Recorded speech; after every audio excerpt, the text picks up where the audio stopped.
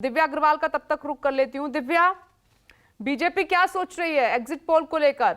इन नतीजों की उम्मीद नहीं कर रही होगी बीजेपी, 15 साल से एमसीडी में है।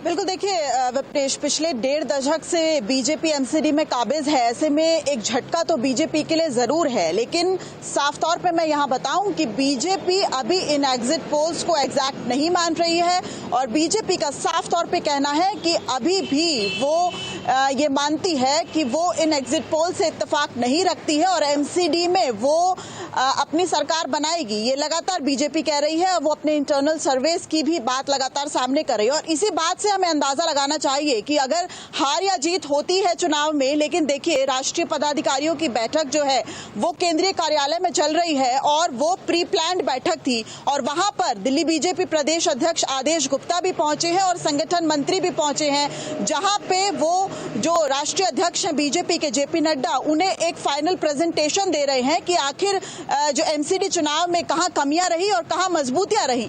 यानी कि पूरी तरीके से जो प्री प्लान था वो चल रहा है और शायद बीजेपी की एक यही बड़ी खूबी है। बेशक चुनाव में हार हो या जीत, लेकिन बीजेपी अपना जो ग्राउंड वर्क है, जो होमवर्क है, वो पूरी तरीके से करती है और आगे की प्लानिंग करती है। शायद लोकसभा चुनाव में या फिर आने वाले विधानसभा चुनाव में बीजेपी इसे एक सीख के तौर पर लेगी, लेकिन अभी फिलहाल बीजेपी इन एग्जिट पोल से इत्तेफाक नहीं रख रही है।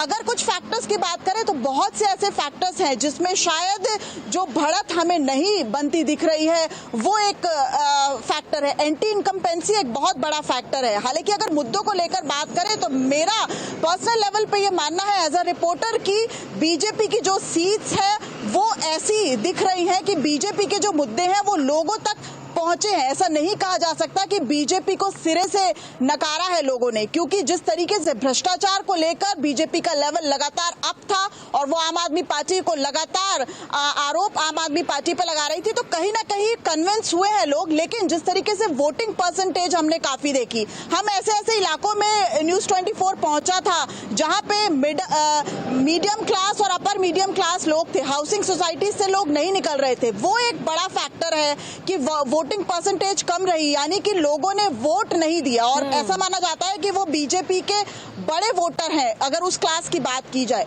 तो कहीं ना कहीं वहां पे बीजेपी पिछड़ती नजर आ रही है। क्या होता है कि अभी तक जो राजनीतिक पंडित मानते हैं कि अगर वोटिंग कम हुई है तो वो सरकार के फेवर में जाता है, लेकिन यहाँ पर फेवर में नहीं, नतीजे कुछ और आए हैं। वोटिंग परसेंटेज कम होने का नुकसान उठाना पड़ रहा है।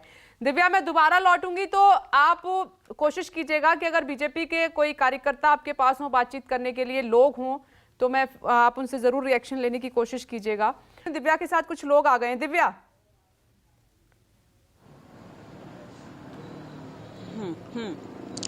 बिल्कुल सीधा देखिए, उम्मीदवार हैं, ये बीजेपी के उम्मीदवार हैं प्रीतमपुरा से।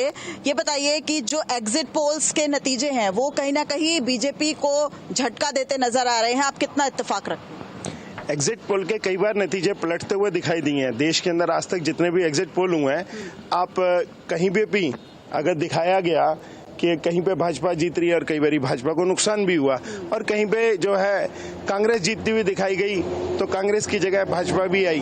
तो एग्जिट पोल पे मैं तो बहुत ज्यादा विश्वास नहीं करता। अगर आप पार्टी एग्जिट पोल की बात करती है, अभी उनके प्रवक्ता की मैं बात सुन रहा था, वो लोग कह रहे थे हमें एग्जिट पोल पे विश्वास नहीं है। एग्जिट पोल पे अगर दिल्ली का जो एग्जिट पोल पे तो वो विश्वास करते हैं। आप विश्वास नहीं करते, आप इत्तेफाक नहीं रखते और ये उम्मीदवार भी है और इन्हें लगता है कि हम भी अपने इलाके से जीतेंगे। आप महिला हैं, क्या लगता है कि महिलाओं के जो मुद्दे हैं वो बीजेपी कितना वोटर्स तक पहुंचा पाई? कहां पे लग रहा है कि लॉकडाउन हुआ है? क्योंकि एग्जिट पोल में तो आपको बढ़त मिलती नहीं दिख रही है। देखिए, बीजेपी एक ऐसी पार्टी है पूरे देश में जो हर वर्ग को लेके चलती है, चाहे वो कोई भी वर्ग हो, और ये ऊपर से लेकर नीचे तक विकास हुआ है।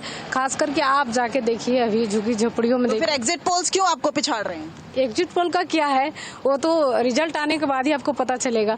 एग्जिट पोल में तक भाई साहब ने बताया ना, कई जगह उलटफेर होती रहती है।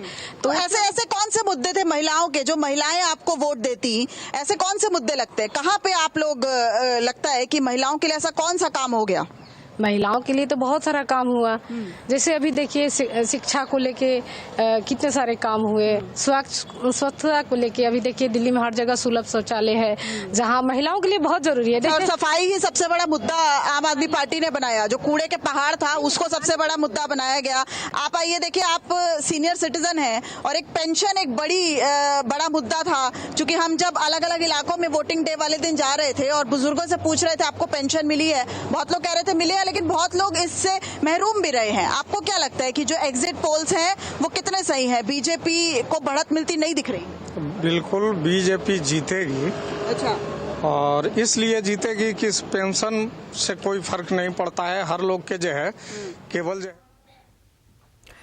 देखिए, लोगों का रिएक्शन लेना भी बहुत जरूरी था कि दिल्ली की जनता इन एग्जिट पोल को लेकर क्या सोच रही है। वक्त इतना ही था। आप सभी का बहुत बहुत शुक्रिया। कल असल नतीजे आ जाएंगे एमसीडी इलेक्शन के, लेकिन उससे पहले एग्जिट पोल का विश्लेषण करना जरूरी था कि आखिर क्यों बीजेपी पिछड़ रही है, क्यों आम आदमी पार्टी एग्जिट पोल में आगे दिखाई दे रही है और कांग्रेस का इतना बुरा हाल क्यों हुआ है। छोटा सा नमस्कार, मैं हूं मानक गुप्ता। अगर आपको हमारा ये वीडियो पसंद आया हो तो इसे लाइक और शेयर जरूर करें, और हां, हमें सब्सक्राइब और फॉलो करना ना भूलें ताकि आप देश और दुनिया की कोई खबर मिस ना करें। तो जुड़े रहिए हमारे साथ और देखते रहिए न्यूज़ 24।